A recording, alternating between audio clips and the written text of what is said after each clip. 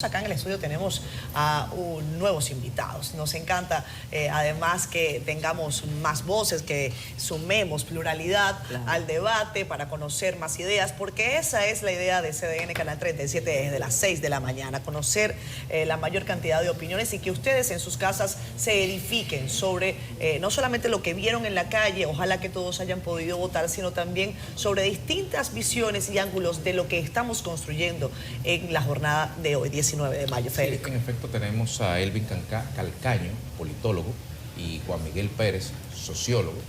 Ambos están aquí acompañándonos el día de hoy para poder de sus respectivas aristas, aunque ambos son también sociólogos y politólogos de oficio, están de sus respectivas aristas profesionales y sus especificidades técnicas para poder un poco analizar a la luz de esto el comportamiento de la ciudadanía y qué significa esto de cara a la democracia, la recomposición de fuerzas que podría tener después de este proceso. Y después de la polémica entre los dos anteriores, estamos en busca de algún análisis objetivo, aunque eso se ha perdido en este país, todos tienen sus intereses. Adelante, bienvenidos. Bienvenidos, gracias por estar acá. Doctora. Pasemos balance a lo que han visto en el proceso electoral. Hablemos de democracia, de análisis político, sin una visión electoral de cómo ha transcurrido el proceso. O electorero. Exacto. Bueno, buenas noches a todos y a todas. Pensar en la jornada electoral es necesariamente pensar en la preparación de esa jornada electoral. Es una coincidencia que es verdad, hemos avanzado en términos de que todas esas cosas que Carmen mencionaba, que ya no existen, pues se han superado.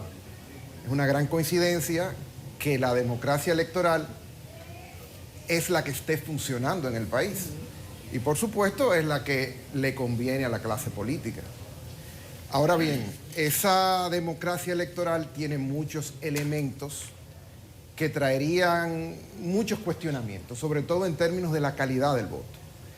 Y esa calidad del voto no se reparte únicamente entre quienes se abstienen y quienes van a votar. Está también incluida ese electorado que, acudiendo a las urnas, tiene diferentes motivos y a veces no tiene ningún motivo para votar, y un conjunto de factores propios del sistema en el que vivimos lo lleva de manera bajo cierta coerción a votar, o si no lo vota por coerción, lo vota con ningún tipo de opciones reales, y eso se expresa. En los diferentes trabajos que se han hecho sobre esa calidad del voto, las experiencias que yo he tenido preguntándole, por ejemplo, a mis estudiantes universitarios quiénes iban a votar, aproximadamente 2/3 partes de esos encuestados decían que iban a votar. Ahora bien, la mitad de esas 2/3 partes decía, claro, eran estudiantes jóvenes, todavía con una fuerte dependencia del jefe o la jefa de su hogar, y decía que lo hacían, la mitad, que lo hacían bajo la obligación de uno de sus padres, porque uno de sus padres tenía un puesto en el gobierno, tenía una beca pendiente, tenía el miedo, la aprensión de poder ser afectado por uno de los programas sociales, por ejemplo. Entonces, esos elementos te aportan una preocupación. Uno de los periódicos internacionales me hacía la pregunta hace unos días de cómo era la compra del voto. Y cuando tú sumas los motivos por los cuales esos muchachos, estoy hablando de estudiantes de la UAS, estoy hablando que son la élite de los barrios, pero todavía viven en el barrio, o sea, tienen una doble categoría. Tú dices, bueno, pero entonces cuando ellos responden, primero, recuerdo por ejemplo 24, de 38, 24 decían que iban a votar. Pero de esos 24, solamente 7 decían que sabían, por ejemplo, el diputado por el cual iba a votar. Entonces yo le decía, ¿y cómo ustedes se van a enfrentar a la urna? Es decir, ¿qué ustedes van a hacer? Y dice, no, yo voy a votar por un diputado que esté en la misma casilla del partido por el cual yo voy a preferir el candidato presidencial, por ejemplo. O sea, iban a entubar el voto. Exactamente. De alguna manera. Pero la gran mayoría, Decía Olivares. la gran mayoría establece, en primer lugar, y yo creo que eso es un antes y un después que se ha ido deteriorando, de que esta campaña esencialmente hubo más rostros que ideas. Hubo más personas ofreciéndote la persona que las propuestas concretas. Y eso evidentemente ha deteriorado la adhesión, la confianza, la participación de la gente, que todavía es una gran reforma por hacer en este país. Las reformas políticas únicamente se han limitado, lamentablemente, a la parte del régimen electoral y de partidos, pero la participación de la gente como tal ha quedado siempre marginada a una sola vez cada 4 años, en una consulta que además viciada de muchos elementos que condicionan precisamente la calidad de ese voto en República Dominicana. Doctor, pero precisamente aquí hace menos de 20 minutos, uno de los dirigentes políticos decía que ellos ratifican la fortaleza del partido, que el candidato es otra cosa, que si gana Juan Miguel Pérez es porque la estructura lo lleva y que poco importa su rostro. Sí, ¿y entonces? Sí, alguien me decía, bueno, como daban los pronósticos, ¿qué iba a pasar con estas elecciones? Yo creo que el gran problema de este país actualmente es la calidad de la democracia, que queda supeditada a la legitimidad de un sistema en el que llevan a la gente a votar sin ideas. Y el contrato electoral, lamentablemente, en nuestro país es cero. ¿Por qué es cero? Porque en primer lugar, la Junta Central Electoral no le exige a los candidatos, como debería ser, un programa de gobierno. Entonces, por supuesto, a la clase política le interesa eso. ¿Por qué? Porque después no tiene cómo disciplinar su acción gubernamental. Pero además, aunque lo estuviese... Lo que pasa es que no lo presenta, bueno, no lo cumple. Bueno, pero entonces ahí están las formas en cómo deberían aplicar esa ley. Si no lo exigen, siendo ellos los organismos rectores de ese tipo de conductas apegadas a la ley y no se cumple, entonces ellos son los responsables. ¿Qué dice Calcaño? Sí, bueno, a mí me parece que hay varias claves de lo que hoy ha ocurrido en el país, cuyos resultados los vamos a conocer ya de manera efectiva en poco tiempo. Y una es que República Dominicana, nosotros tenemos la particularidad de que estamos saliéndonos de lo que es una tendencia actualmente en América Latina y en el resto del mundo, pero puntualmente en América Latina, que es el derrumbe de los sistemas de partidos. En la República Dominicana, nuestro sistema de partido todavía, en su aspecto formal, en el sentido de lo que decía Juan Miguel, de llevar a la gente a votar, etcétera, luce fuerte. Todavía hay cierta, que lo muestran algunas encuestas, un porcentaje de adherencia de gente que se identifica de algún modo con los partidos, más o menos entre mediano y alto. Pero, y esta es la primera clave, a mí me parece que deberíamos preguntarnos cómo se da esa participación que todavía sostiene el sistema de partido en la República Dominicana, que es la clave que me parece un poco de lo que está diciendo Juan Miguel. Modos de sobrevivencia. Modos de sobrevivencia, una política que también tenemos que verla un poco con perspectiva histórica. La política dominicana pasó de estar determinada por la lucha ideológica, aquella lucha política en los 3 últimos grandes caudillos, el doctor Peña Gómez, representante de la socialdemocracia, el doctor Joaquín Balaguer, el conservadurismo tradicional, el profesor Juan Bosch, que transitó del liberalismo, pasó por el marxismo, luego fue reequilibrando sus posiciones. Pero era una política donde la gente se identificaba, aquel que era del PLD, aquel que era del PRD, aquel que era reformista, en un sentido ideológico. Hoy día la política dominicana no tiene contenido ideológico. Y ahí me parece que cuando nosotros vemos la democracia, un análisis de la democracia en sentido sustancial, no solo formal, una cosa es la democracia como procedimiento de ir a votar cada 4 años. Otra es la democracia en un sentido más republicano, como la forma en que se constituye democráticamente un pueblo. Y un pueblo democráticamente constituido requiere necesariamente que haya diferencia de concepciones entre las alternativas políticas que hay dentro de una sociedad. Y hoy, cuando nosotros vemos en nuestro país, las alternativas políticas que hay son entre similares y casi iguales, básicamente. Por eso es tan fácil el transfugismo. Claro. Porque son piezas intercambiables. Totalmente. Si hubiesen oposición, hay mucho más fricción. O sea, hay un costo mayor de transacción a la hora de tú cambiar ideológicamente. No, oferta de trabajo, ¿cuál es la mejor? Claro. ¿Cuánto te pago más? Y cuando uno lo ve desde el lado, el análisis lo lleva de la clase política a la sociedad, que metodológicamente es distinto. Cuando uno se sitúa en la sociedad sí hay diferencia de concepciones. En la sociedad sí hay diferentes formas de abordaje, de ver los problemas, de opinar, de sentir, etcétera, pero eso no se refleja en la política. Entonces, sí es un sistema en su aspecto formal, por eso decía, sólido, fuerte, en el sentido de que, a diferencia de lo que se está viendo en América Latina, de sistemas políticos que se resquebrajan, se derrumban, como pasa en Argentina, que surgen los llamados outsiders, en la República Dominicana no se dan condiciones estructurales todavía para eso, desde el punto de vista del sistema. Ahora bien, cuando uno lo ve desde el punto de vista de la sociedad, yo creo que es un sistema que llama a preocupación, en la medida de que es un sistema que es poco capaz de reflejar la diversidad que sí está ya en la sociedad.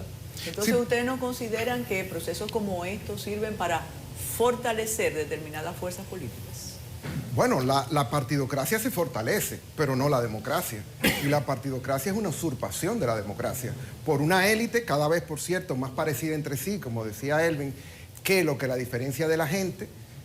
Además, eso va creando una fosa de Milwaukee entre la gente y sus representantes y por ende las instituciones extraordinariamente fuerte. O sea, hay que mirar el nivel de apatía, de desidia, de hostilidad de la gente, muy lúcida, por cierto. Por ejemplo, cuando ellos decían, cuando yo le preguntaba, ¿y por qué tú no te interesas por los candidatos a diputados, por ejemplo, de tu demarcación? Me decía, pero, profesor, si un presidente no puede resolver mis problemas, ¿qué va a hacer un diputado?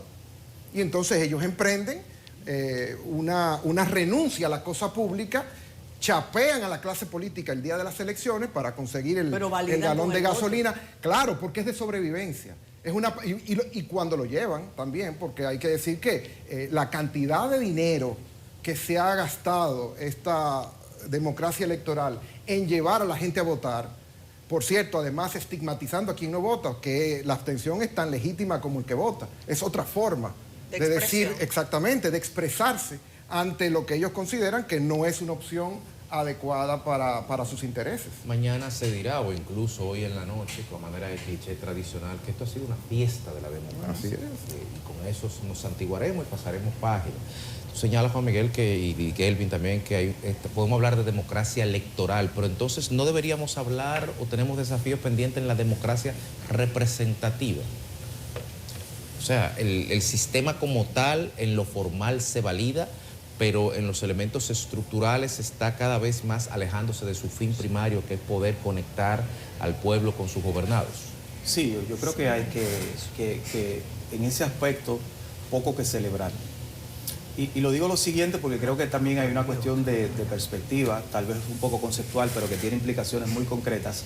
Y es que, por ejemplo, en el debate pasado que tuvimos en el país, que desde el punto de vista de crear la cultura del debate fue muy importante, el hecho de que un presidente en funciones aceptara debatir, eso es trascendente desde el punto de vista histórico.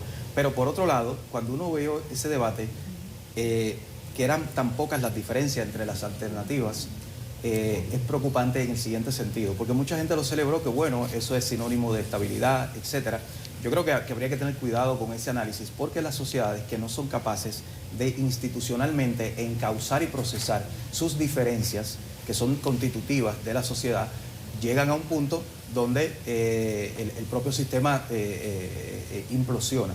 Y por ejemplo, creo que son buenos ejemplos. En Estados Unidos, en el 2016, el Partido Demócrata se dedicó sistemáticamente a evitar que Bernie Sanders llegara a la presidencia, que ganara la primaria. Bueno, le ganó Trump después.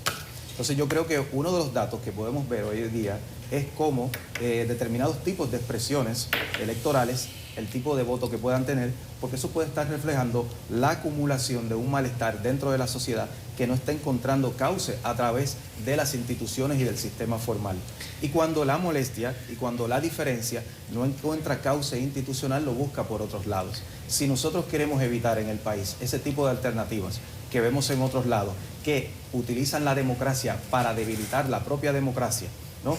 Que dentro de las instituciones van debilitando sistemáticamente las instituciones, tenemos que dejar de estar celebrando el que se parezcan todos y que todos casi sean iguales, y que estemos mejor planteándonos cómo tener un sistema en su aspecto formal, un sistema de partidos, un sistema político que pueda así reflejar las diferencias que hay en la sociedad, de las que no nos gustan y de las que nos gustan. De acuerdo a lo que ustedes han dicho ambos, Edwin y Juan Miguel, la sociedad dominicana pareciera que en pos de o en el examen de hacer una democracia real más fuerte, entonces se está quemando. No, Dicen mira, que la sociedad estaría implosionando. Todos los partidos tienen la misma filosofía. Aquí no hay distintas líneas partidarias o distintas filosofías partidarias.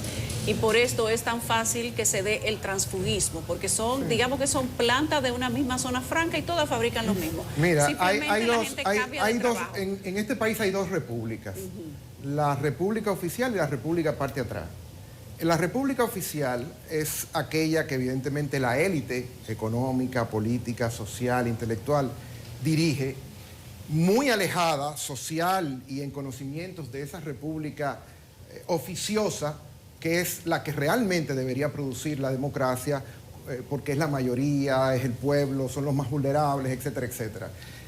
Esa situación se ha ido agravando porque se ha ido creando una especie de monarquía social en los partidos, donde nosotros hemos visto cómo se reproducen muchos nombres sonoros, muchos apellidos, ya han pasado de ser clanes políticos a clanes casi familiares, donde hay hijos, nietos, hermanos, esposas, esposos, que son los únicos que pueden generar ser postulados en esos partidos. Y la gente, por supuesto, dice, eso no es para mí. Pero porque si hay un la 70% de los dominicanos que no tienen contacto alguno, ni con un diputado, ni con un general, Pero eso se ni reserva con a la un... República Dominicana. Perdón que te interrumpa. No, y quería- Juan Miguel, perdón que te interrumpa sobre esto. Que, el tema de los clanes políticos, familiares, hay realidades similares podemos ver hasta en Estados Unidos, hablamos de la familia Kennedy, por ejemplo, es un caso extremo. Pero yo quiero preguntarte, porque me ha llamado la atención que tienes una visión distinta a lo que hemos estado escuchando durante toda la campaña electoral, que esta ha sido una campaña de propuestas, y tú dices, no ha sido una campaña de propuestas, ha sido una campaña de caras. De freír rostros. huevo, de bailar, de saltar, de brincar, de hacer yoga.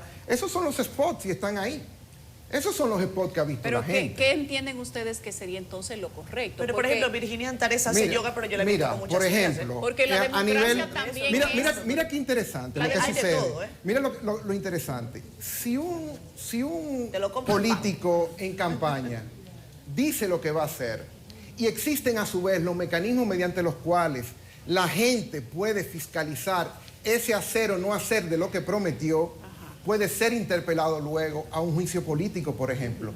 Pero a la clase política le conviene no tener que presentar propuestas. ¿Tú sabes por qué? Porque desde la era de Trujillo arrastramos una cultura política invertida en la que el político se cree el demo, se cree el soberano, se Lo cree es. el detentor O sea de la que- soberanía. Y no es así, o sea que es la aquí- gente. aquí- Ellos son mandatarios a los Perdón. cuales le entregamos un mandato político. Pero no Disculpe. hay reacción social. No, pero Carmen, justamente Pero por que- ahí, ¿aquí no se han presentado propuestas entonces en estas elecciones? No, mira, las propuestas incluso, ahí viene la otra parte, la inequidad del proceso. Nosotros tuvimos, por ejemplo, un debate electoral Sí. que aún auspiciado por una instancia privada, debió de ser paralizado por la Junta Central Electoral porque violaba el artículo 39 de la Constitución como el derecho a la igualdad. Pero te lo Si ha dicho, tú vas- es una entidad Sí, privada. y cuando tú entras, por ejemplo, en un nightclub privado y te discriminan, tú estás violando una ley pública. No se reserva el Pero derecho el de ¿Entiendes? propio, No, perdón, no es el así. propio ordenamiento No es electoral, así. entonces, bajo esa lógica, Exactamente. discrimina, porque Discrimina. los partidos que sacan más de un 5% tendrán que hacerse una Exactamente, cantidad pero de- ellos no se van a tirar un Bueno, tiro en pero el entonces pie. hay una sombrilla no se van a Pero suicidar. volvamos a la realidad del momento para ambos. No solo es lo que intuimos que ha ocurrido hasta que sepamos la ratificación. Eso implica un poder absoluto a través de todas las instancias que conforman el ordenamiento jurídico nuestro. Porque nosotros nos inventamos, depende de la posición y el momento, y decimos no, que la sociedad civil incide, pero sabemos que de aquí se van a conformar las instancias de poder, autónomas o no, a favor de quien resulte ganador. Y el panorama que ustedes describen sociológicamente es absolutamente válido. Pero reitero, no hay ninguna reacción social. No, pero ¿y cómo la va a ver si la gente está sobreviviendo? ¿O está La contenta, gente- satisfecha? No, la gente está sobreviviendo y hay que saber leer cuáles son los momentos en los que la gente protesta de una manera diferente a la clave en la cual nosotros las élites comprendemos que hay una expresión política. O sea, Por ejemplo, la protesta es lo que usted le ha por llamado ejemplo, esta noche el chapeo a los políticos, porque usted ha dicho esta noche puede que... ser el chapeo, puede ser la indiferencia. Eso es una protesta, puede ser la chapear a un apatía. político, Es una tremenda expresión. protesta. No, Mira, no. hay expresiones incluso como ¿Qué el nos teteo. dice? ¿Cuál ¿Qué es nos esa? dice? O sea, el teteo es una expresión de protesta. Es una expresión política. Bueno, con Yo los medios difiero que le ha con usted, dejado pero el está bien. sistema, con los medios que le ha dejado el sistema a Adelante. esos individuos. Adelante. Yo le digo Vamos lo a que le ver. dejó el sistema en Sí. 1960, otra cosa. No. O sea, hay algo que uno ve en diferentes escenarios de América Latina, en los que yo he podido estar trabajando el tema, temas electorales y académicos también. Y es que, y no solo de América Latina, sino también del mundo y que se refleja hoy aquí en el país, y podría un poco matizar algo de lo que decía Juan Miguel en ese sentido, en el asunto de las propuestas. Realmente las propuestas tienen una importancia dentro de la política, pero suele darse de que no es el principal elemento por el cual la gente vota. Ya. La política tiene una dimensión de identidad y una dimensión emocional también. Y yo creo que debemos entenderla en ese sentido. Es decir, yo no de por sí, un escenario electoral donde más allá de la propuesta formal, etcétera, prime también elementos de ese tipo emocionales, los TikTok. Ahora, por ejemplo, ahora no se puede hacer política sin TikTok. Usted quiere perder una campaña electoral, bueno, pues no se meta en TikTok, porque hoy día TikTok es un ámbito de comunicación, de expresión, en clave de identidades, en claves de comportamiento, etcétera. Bueno, pero es válido, que es ¿no? muy importante, claro, por eso lo digo. O sea, Por ejemplo, la política hoy- de 2024 no es la política de 1996. Oh, Sí, que queremos propuestas, claro que las queremos. Allá iba. Por ejemplo, hoy día la política tiene el vínculo del ciudadano con la política ya no es en el sentido horizontal que lo veíamos antes. Es decir, al político uno lo veía de arriba hacia abajo, y mientras más profundidad intelectual en nuestros países de América Latina, que antes ganaban elecciones intelectuales, grandes escritores, hoy día tendrían pocas probabilidades en la medida de que no sepan conectar y comunicar con la sociedad del siglo XXI. Porque hoy la política se vive como una experiencia personal. Yo decía un día que, por ejemplo, los escenarios electorales hoy día la gente es tan importante el ir a votar como el decir que voté, subirlo a su TikTok, subir al Instagram la foto de que fui a votar. Y se relaciona con el político así, se relaciona con el político en la medida de que se parezca a mí. Y eso tiene algo que es positivo, que crea una lógica de horizontalidad que bien usada, a mí me parece, puede dinamizar nuestras democracias. Ahora bien, a mí me parece que sí, lo que queda de ver en nuestro país son las asimetrías, cómo se reproducen dentro de la política, porque ustedes decían de manera acertada, sí hubo propuestas en algunos candidatos, pero claro, la capacidad que tengan esos candidatos de que sus propuestas se puedan ver y que sus propuestas, por lo tanto, puedan tener repercusión social es sumamente limitada frente a otros candidatos que subiendo un TikTok ya con eso hacen su campaña y se convierten virales. Entonces, yo creo que por un lado Pero es si una la gente la posibilidad de consume, ejecución. Si la ¿no? gente No, la consume, también ese es un derecho. Tuvimos aquí unos especialistas que precisamente explicaban eso, Iván Campos y Balcácer, Sí. Sí. cómo se necesita hacer campaña así. Es Pero diferente. volvemos al principio, entonces, mientras estés satisfecho enseñando tu voto y haciendo un TikTok, no hay problema. O sea, Bueno, sí hay problemas, porque sí es verdad que la gente tiene distintas formas de expresarse.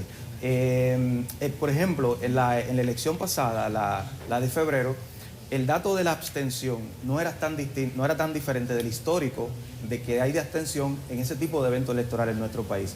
Pero sin embargo, cuando uno iba a los detalles, cuando uno iba a una cuestión más cualitativa de la abstención, ahí se levantaban preocupaciones. ¿Por qué?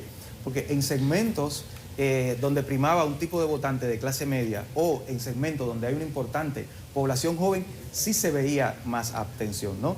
Entonces, yo creo que hoy hay elementos, sí, para decir, tenemos una democracia. Yo creo que esa sería, en mi opinión, una de las importantes conclusiones del día de esta noche. Tenemos una democracia formal que funciona.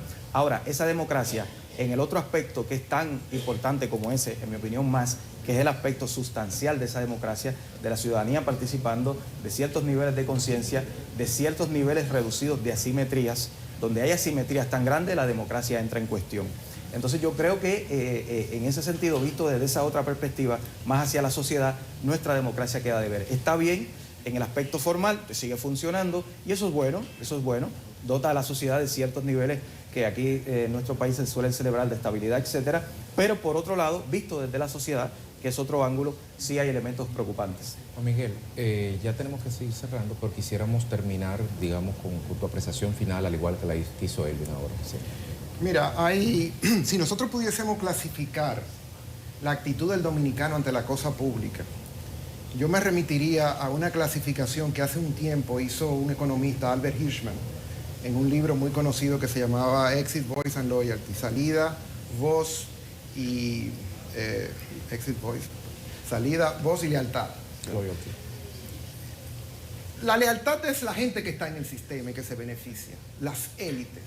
Aquí no pasa nada, al contrario, la fiesta electoral, etcétera, etcétera.